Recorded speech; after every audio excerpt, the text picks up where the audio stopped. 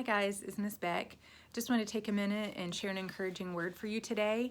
As you know, today is Good Friday, and that's an important day in our church life as well as in our life of faith, a day that we remember the sacrifice that Jesus made for us. And I want to focus today on what Jesus experienced on the cross through broken relationship.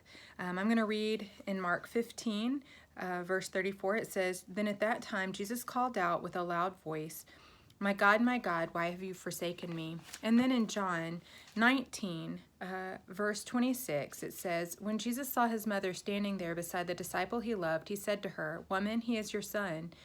And he said to this disciple, 'She is your mother.' And from then on, this disciple took her into his home." Jesus knew that everything was now finished, and to fulfill the scriptures, he said, "I am thirsty." A jar of sour wine was sitting there, so they soaked a sponge in it, put it on a hyssop branch, and held it up to his lips. When Jesus had tasted it, he said, "It is finished." Then he bowed his head and gave up his spirit.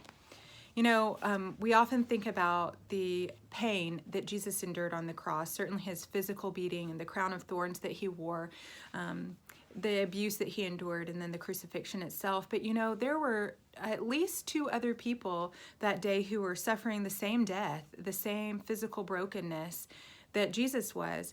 It wasn't only Jesus' physical brokenness that bought our salvation, it was his relational brokenness as well.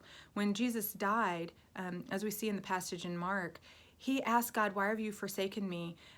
He had lived in eternity, his whole existence, which is eternal, in unity with the Father. And on this day, for the first time, Father and Son were separated.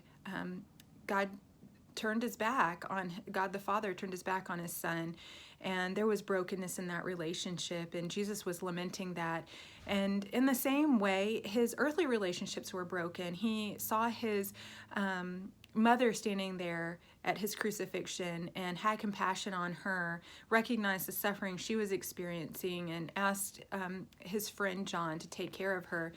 And Mary experienced brokenness in her relationship with Jesus. Jesus had to give up his relationship with his people, with his followers, with his family, with his mother in the experience of dying. And Mary felt that as well. She saw her son suffer, and there wasn't anything she could do about it. I can't imagine the pain and the relationships of that day.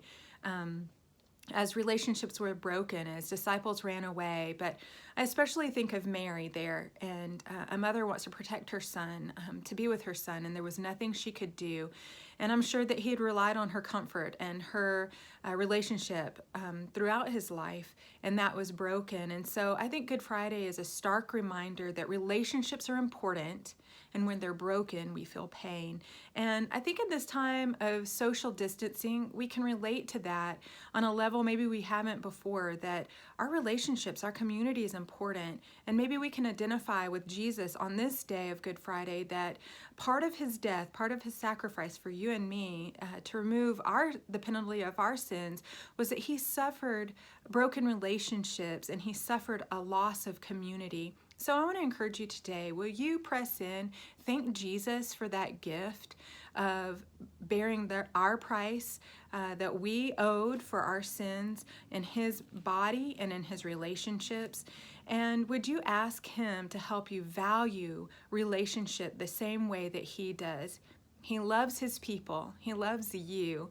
He loves his Father, and he wants us to live in that same way of valuing relationships, one another, and honoring his Father. And so I want to encourage you to spend some time reflecting, maybe read an account of his death in one of the Gospels, and spend time thanking him. I look forward to talking to you again in the future. I hope you're doing well. We certainly miss you, and we're praying for you. And I hope you have a good time of reflection on what Jesus has done for you today.